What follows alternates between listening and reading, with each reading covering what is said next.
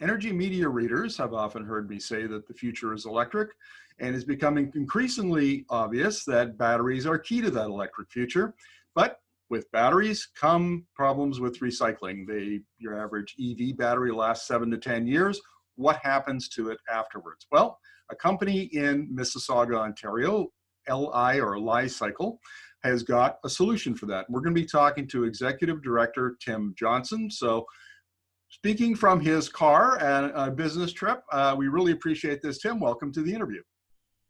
Thank you very much, Markham. It's great to be on. Now, I'm really excited to hear about this because this solves a significant problem for the electric vehicle industry. So give us an overview of your company and how your patented and very innovative technology works. Yeah, not a problem. And so Li-Cycle started 4 years ago. It was founded by myself and our CEO, RJ Kocher. We came from the battery and chemical production industry. So we were working for companies for over a decade producing chemicals that go into batteries. And one of the things, as you said, right at the start of this, is with electrification, with batteries, there inherently becomes a question as to, well, what happens with those batteries at the end of their life? And we were very unsatisfied with the responses that we got. And as we looked into the industry, knowing what's in the batteries, we're like, well, this doesn't make sense. Batteries are not a problem. They're not a waste. In fact, they're a huge opportunity. They're highly amenable to being processed and being able to be processed to a point in which we can recover those materials. So Li-Cycle really started on that premise. But core to it was 3 key principles. The first being safety. So what we do today is we process any format of lithium-ion batteries. Doesn't matter from the smallest format that you can imagine, cell phones, laptops, etc., all the way up to and including full electric vehicle modules. We process them in whatever charge state they come to us in. So we don't discharge batteries. It's very important, coming back to that safety principle. We had to be able to do that safely.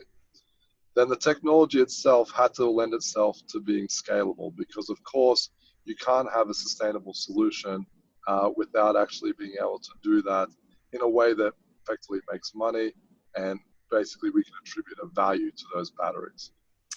Now, here's something that I find very interesting. Your company recycles 95% of the battery, and is essentially, you're creating a circular supply chain, because those materials then can go back into the manufacture of new batteries. Have I got that right? That's correct. We process all those different formats of lithium-ion batteries through our 2-stage process. We have what we call a spoke and hub model. That relates to both the business model, but as well as the technology, whereby in the spokes, we're taking those batteries in, we're processing them through to intermediate products. In particular, we're after the active materials, the anode and cathode materials from within the battery. Those facilities, they're zero discharge facilities, they're low capital intensity, 5,000 tons per year of battery feed is the standard size. So they're perfect for being situated close to high population centers where batteries are being generated from. Those materials then go onto our hub facility.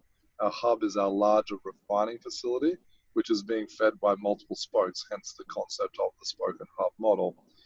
At the hub facility, we're then taking those intermediate products and we're turning them back into battery grade chemicals to go back into the battery industry, whilst benefiting from the economies of scale through having a larger centralized processing facility.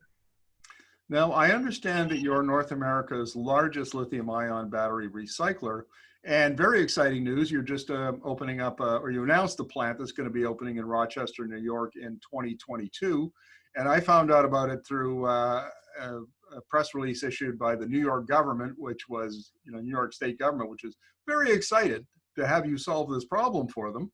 And I understand that you're going to be actually expanding internationally, so very exciting. Congratulations. No, thank you very much. We started off here in Rochester, which is where I am today, with our spoke facility here. So we're pre-processing batteries and producing these intermediate materials. As you said, we announced a hub facility, that refining facility, which is coming in the not so distant future now. But that's really the start. I mean, Li-Cycle's business model and concept has always been to address batteries on a region by region basis, getting those spokes close to where batteries are being generated, and then bringing those materials through to into regional hub processing facilities that we can produce those materials to go back into batteries somewhat locally to where batteries are being produced.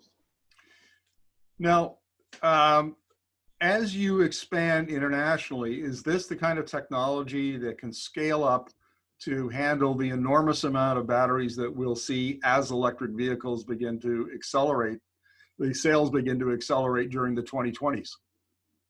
Absolutely. The spoke facilities, it's a fully modularized design. So what we mean by that is that here in Rochester, for example, our spoke plant arrived on the 3rd of November. We were able to start commissioning on some manufacturing scrap on the 4th of December. So within 4 weeks, we had a fully functional plant. That's a 5,000 ton per year facility. As I said earlier on, it's a low capital intensity plant. So from a scalability perspective, from a rollout perspective, quite easy.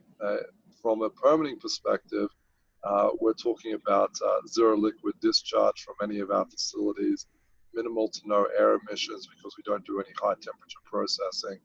And so from a permitting perspective, it's also relatively straightforward. And we've had great support in not only here in North America, but in other parts of the world as we've explored the opportunity to deploy these facilities around the world. Can you give us a brief description of how your technology works? Yeah, not a problem. So we take batteries in, and our spoke facility is centered around what we call an immersion shredding process. So basically, we're shredding batteries in an immersion solution that's really dealing with two issues. One is we're preventing the batteries from catching fire whilst they're being discharged and processed. But then the second part of it is we're chemically treating the electrolyte from within the battery to avoid the production of any harmful compounds that we don't want in our system. Within the spoke facility, we then separated out into those three key products: low density plastic, a copper aluminum foil based product, and then what we refer to as black mass, which is the active anodic cathode materials from within the battery. That's the spoke facility. At the hub, we're staying with the same theme with no high temperature processing. We're taking that black mass material in, the active components, we're putting it through a leaching and refining process. So it's what we refer to as a hydrometallurgical process, which is basically a water-based process whereby we're taking that material in, we're going through and systematically removing the different metals and producing products. So we produce things like copper sulfide, manganese carbonate, nickel sulfate, cobalt sulfate, lithium carbonate, for example. And then we take that all the way through, and in the process, we're recovering those valuable components, refining them to the point where they can go back into batteries. Final question, Tim.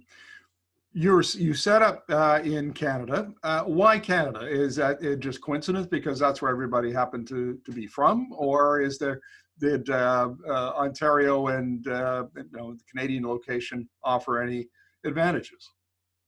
Yeah, we've had huge support from the Ontario and the Canadian government through SDTC and other programs, Bioinnovation Canada. So it was quite an easy process, I would say, in terms of setting up and developing a technology in that jurisdiction.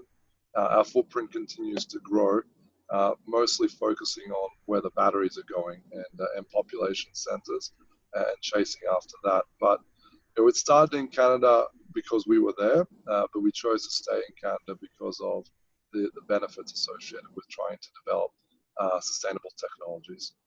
Tim, thank you very much for this. Good luck with your company. It sounds like a terrific venture. Thank you very much, sir. It's been great speaking with you.